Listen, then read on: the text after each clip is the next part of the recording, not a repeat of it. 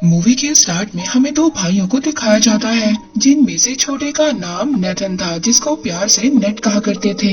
वो दोनों भाई चोरी छुपकर एक म्यूजियम में जाते हैं और वहाँ जाकर एक मैप चुराने की कोशिश करते हैं, पर तभी वहाँ पर दो पुलिस ऑफिसर्स आ जाते हैं और वो उन दोनों भाइयों को पकड़कर एक ऑर्फन हाउस में ले जाते हैं। दरअसल इन दोनों के पेरेंट्स नहीं थे और वो दोनों शुरू से ही ऑर्फन में रहा करते थे, और नेट के बड़े भाई ने इस मैप को चुराने की बहुत बार कोशिश की थी, क्योंकि नेट और उसका भाई पायरेट्स के खानदान से बिलोंग करते थे और वो जो मैप था उसमें बहुत बड़े खजाने का राज छुपा हुआ था।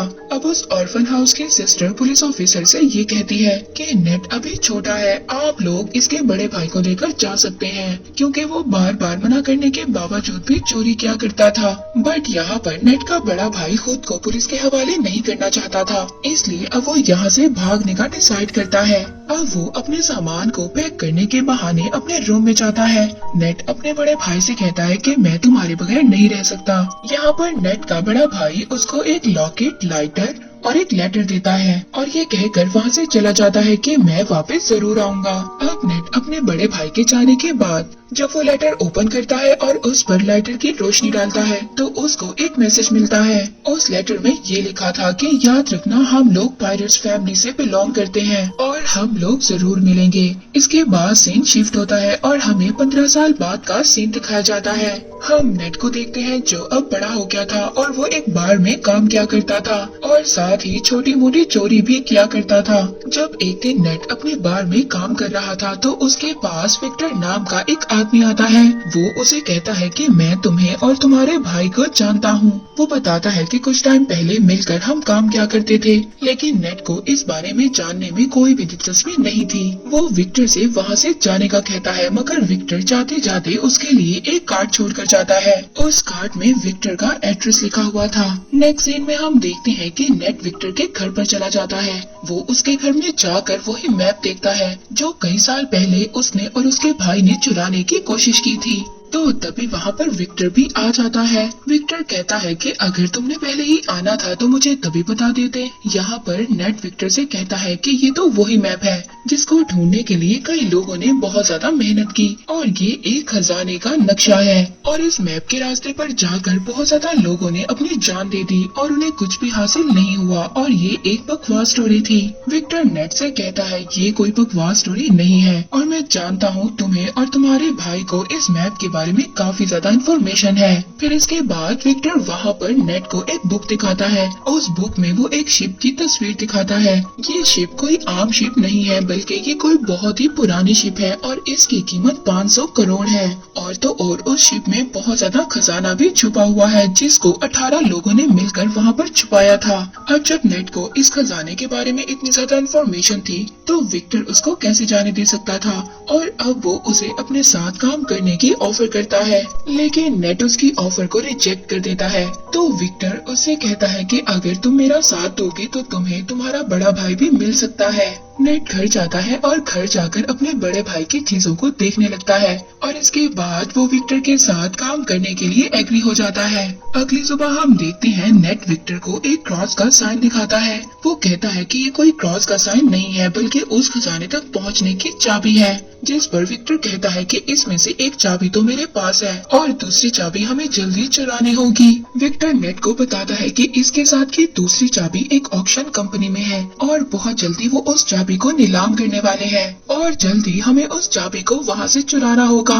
अब विक्टर उस कंपनी में जाकर उस चाबी को चुरा लेता है। उस चाबी को चुरा कर जब वो वहाँ से आ रहा था तभी वहाँ पर एक लड़की आती है जिसका नाम ब्रैड था और वो विक्टर के गले पर नाइफ रखकर कहती है कि ये चाबी मुझे दे दो, और ये सब कुछ वो अपने बॉस के कहने पर कर रही थी। और ये लड़की विक्टर की पुरानी दुश्मन भी थी। अब जब वो दोनों उस चाबी के लिए फाइट कर ही रहे थे तभी वहाँ पर कुछ गार्ड्स आ जाते हैं। विक्टर उन गार्ड्स का फायदा उठाता है और वहाँ से चाबी लेकर निकलने में कामयाब हो जाता है। अब चाबी को लेते ही सार विक्टर नेट को लेकर बार्कलोना जाता है। वहाँ पर उनको फ्रेजर नाम की एक लड़की मिलती है। फ्रेजर विक्टर को पहले से ही जानती थी, मगर वो नेट को नहीं जानती थी। फ्रेजर विक्टर से पूछती है कि ये कौन है, तो विक्टर फ्रेजर से कहता है कि ये तो मेरा पुराना दोस्त है। यहाँ पर नेट को पता चलता है वो दूसरी चाबी विक्टर के पास नहीं बल्कि फ्रेजर के पास है। तो नेट विक्टर से कहता है है कि तुमने मुझसे झूठ क्यों बोला। फ्रेजर कहती है कि शायद तुम इसके बारे में सही तरह से नहीं जानते।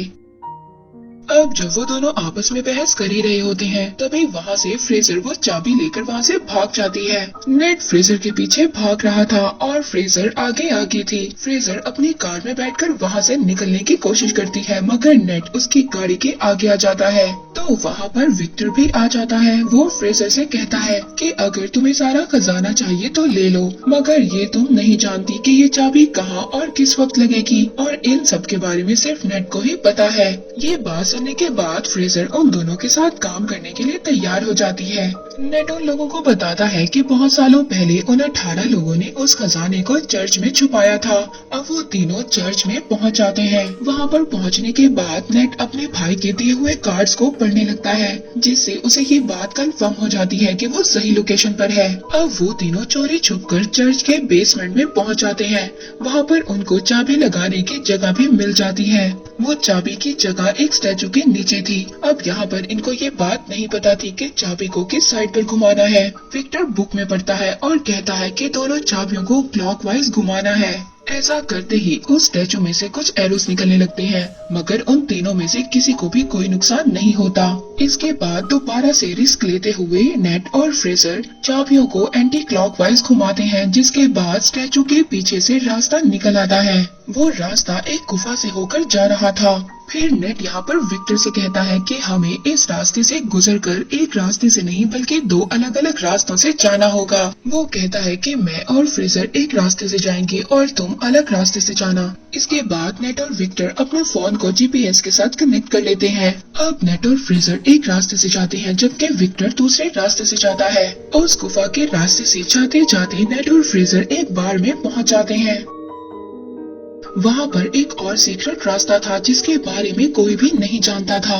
वो लोग उस रास्ते पर जाते इससे पहले वहाँ पर कुछ लोग उन पर अटैक कर देते हैं। नेट वहाँ पर उस आदमी को रोकने के लिए फाइट करता है और फ्रेजर उस रास्ते को ओपन करने की कोशिश करती है। उस दरवाजे के ओपन होते ही नेट और फ्रेजर उस रास्ते से भाग जाते हैं। अंदर जाने के बाद अब उन लोगों को तीसरा दरवाजा नजर आता है, जो उसी क्रॉस वाली चाबी से खुल सकता था। फ्रेजर उस दरवाजे को खोलने की जैसे ही कोशिश करती है तो वहाँ पर पानी भरना शुरू हो जाता है, क्योंकि उस दरवाजे को खोलने के लिए दूसरे दरवाजे पर चाबी लगाकर पहले उसे खोलना होगा, जिसको विक्टर ही खोल सकता था। विक्टर दूसरे साइड वाले दरवाजे को खोलने की कोशिश कर रहा था, पर तभी वहाँ पर वही लड़की आ जाती है जिसने पहले भी विक्टर पर अटैक किया था और उन दोनों में जबरदस्त फाइट होने लगती है। दूसरी तरफ नेट और फ्रेजर पानी में फंस गए थे और वहाँ पर बेहोश होने वाले थे। विक्टर उस लड़की को मारकर बेहोश कर देता है और जल्दी से उस दरवाजे में चाबी को लगा देता है। इसके बाद नेट और फ्रेजर बच जाते हैं और सेफली उस दरवाजे से बाहर आ जाते हैं। अब बारी थी फाइनल दरवाजे पर जाने की, लेकिन कोई भी ये नहीं जानता था कि उस दरवाजे को कैसे ओपन करना है। विक्टर बाहर खड़ा एक होल में से उन दोनों को देख रहा था, पर तभी वहाँ पर नेट अपना दिमाग इस्तेमाल करता है। वो फ्रेजर से कहता है कि जाओ और विक्टर से दूसरी चाबी लेकर आओ, लेकिन विक्टर उन दोनों पर ट्रस्ट नहीं करता और दूसरी चाबी देने से इनकार कर देता है। लेकिन थोड़ी ही देर बाद विक्टर उस चाबी को दे देता है, क्योंकि उसके पास कोई और ऑप्शन नहीं था। नेट देखता है कि उस दरवाजे पर एक सिंबल बना हुआ था। नेट जब उन दोनों कीज को मर्ज करता है तो वही सिंबल बन जाता है जो उस दरवाजे पर बना हुआ था, जिसकी वजह से वो लोग अब उस दरवाजे को भी खोल लेते हैं। जब वो उस दरवाजे के अंदर एंटर होते हैं तो एंटर होते ही उन्हें 3 बड़े बड़े पॉट दिखाई देते हैं। दूसरी तरफ विक्टर नेट से बार बार पूछ रहा था कि खजाना मिला या नहीं। नेट फ्रेजर को ऊपर करता है ये देखने के लिए कि उन पॉट्स में क्या है। फ्रेजर जब देखती है तो उन पॉट्स में तो बहुत सारा नमक था। इसका मतलब ये था कि यहाँ पर कोई भी खजाना नहीं था। तभी वो तीनों पॉट्स अचानक से टूट जाते हैं। वो देखते हैं कि उनमें से एक मैप निकलता है और यही मैप ही उस खजाने तक जाने का रियल मैप था। अब जब नेट मैप को देख रहा था तभी फ्रेजर उस पर गन पॉइंट कर देती है। वो कहती है कि तुम्हें क्या लगता है विक्टर ने तुम्हें सब कुछ सच बताया है?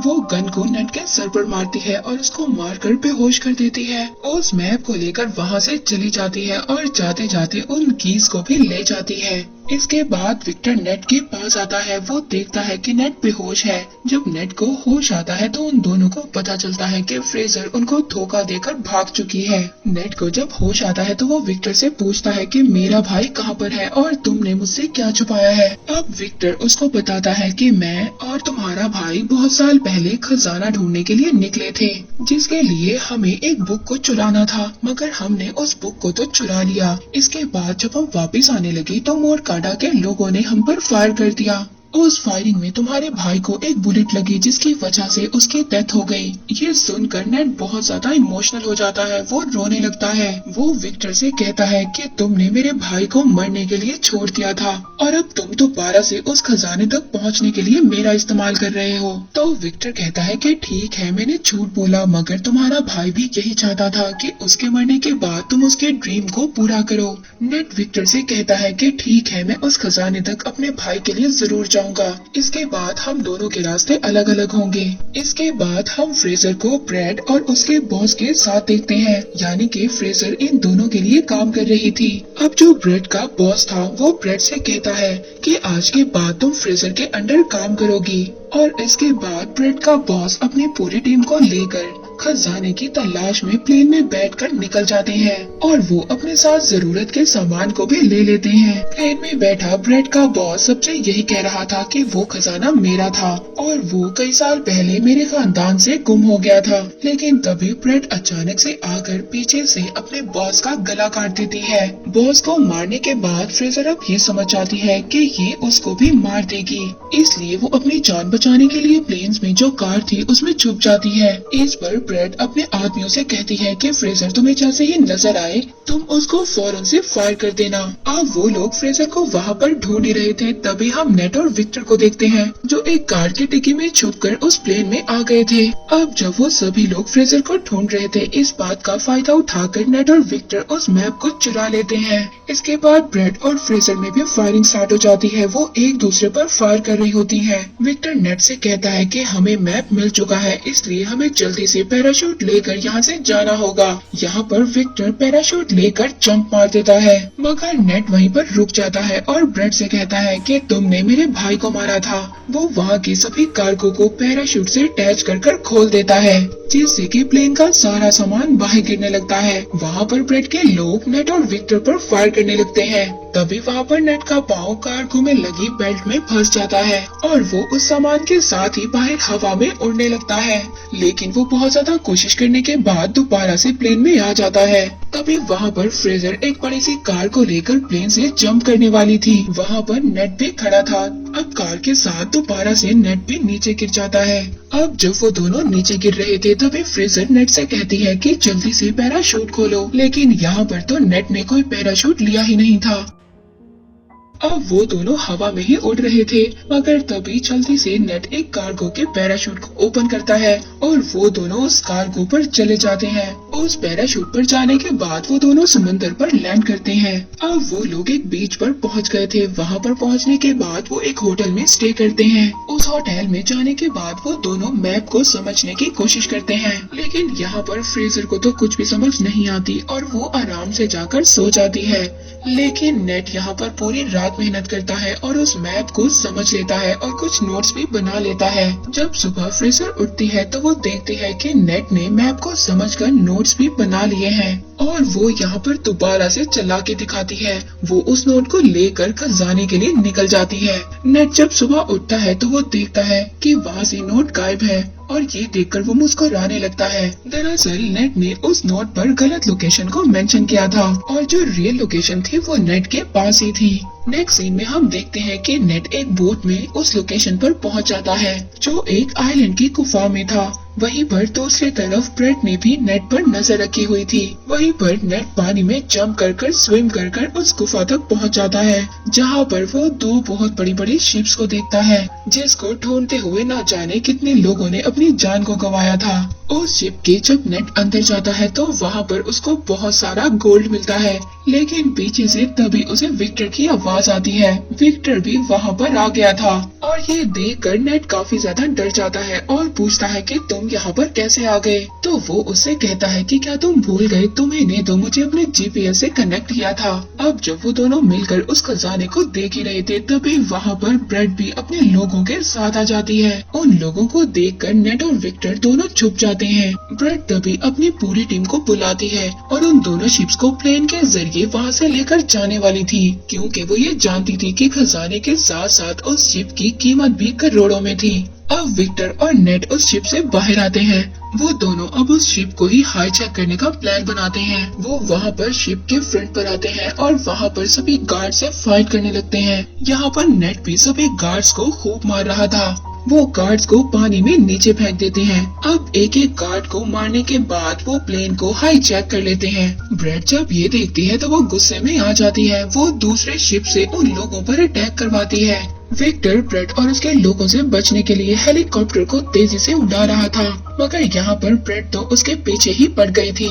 इसके बाद ब्रेड के लोग नेट के शिप पर आ जाते हैं। वो सभी लोग नेट से फाइट कर रहे थे, पर तभी ब्रेड सामने से आकर नेट के शिप से टकराने ही वाली थी। नेट पुराने कैनन से ब्रेड के हेलीकॉप्टर पर अटैक कर देता है, जिससे उसका हेलीकॉप्टर डिस्ट्रॉय हो जाता है और तभी उसका शिप भी एक पहाड़ी से टकराता है और पूरी तरह से डिस्ट्रॉय हो जाता है। मगर ब्रेड वहाँ से बच जाती है और अब वो नेट के शिप पर जंप करती है। वो नेट से कहती है कि जो मेरा नहीं हो सकता वो किसी का भी नहीं हो सकता, और इतना बोलकर वो शिप के एंकर को समंदर में फेंक देती है, जिसकी वजह से शिप और हेलीकॉप्टर आगे नहीं बढ़ पाते और विक्टर का सोने से भरा हुआ बैग भी नीचे गिरने लगता है। वो अपने हेलीकॉप्टर को ऑटो पायलट कर उस बैग को बचाने जाता है। उधर नीचे शिप पर ब्रेड और नेट की आपस में फाइट हो रही थी। नेट अब किसी तरह से बचते बचाते हेलीकॉप्टर पर चढ़ने की कोशिश करता है और उसके पीछे ब्रेड भी आ रही थी। विक्टर यहाँ पर गोल्ड से भरे हुए बैग को सेक्रीफाइस कर देता है। वो ब्रेड पर देकर मारता है, जिसके बाद ब्रेड पानी में जाकर गिरती है। लेकिन तभी वो शिप जो हेलीकॉप्टर से लटक रही थी उसकी रस्सी भी टूट जाती है। अब नेट को तो विक्टर किसी तरह से ऊपर खींच लेता है, लेकिन वो पूरी की पूरी शिप ब्रेड के ऊपर गिर जाती है, जिसकी वजह से अब उसकी डेथ हो जाती है और वो शिप वहीं पर टूटकर तैरने लगती है। नेट विक्टर से कहता है कि हम ये गोल्ड अभी भी हासिल कर सकते हैं, लेकिन विक्टर उसको मना कर देता है। वो कहता है कि अब ये सारा सोना गवर्नमेंट का हो चुका है और वो लोग उसे लेने के लिए आ रहे हैं, जिसके बाद विक्टर दुखी होकर हेलीकॉप्टर चलाने लगता है। तो नेट उससे कहता है कि दुखी मत हो, और फिर वो एक एक कर गोल्ड को अपनी पॉकेट से निकालने लगता है और वो दोनों खुशी खुशी जाने लगते हैं। मूवी के लास्ट में हम देखते हैं कि एक मोटर बोट नेट और विक्टर का पीछा कर रही है, जो कि कोई और नहीं बल्कि फ्रेजर ही थी, जिसको नेट ने बेवकूफ बना दिया था। हम देखते हैं कि नेट का भाई अभी भी जिंदा था, जो कि एक जेल में बंद था। और इसी के साथ ये मूवी यहीं पर एंड हो जाती है। मज़ीद ऐसी मूवी के लिए मेरे चैनल को सब्सक्राइब करें और वीडियो को लाइक करें।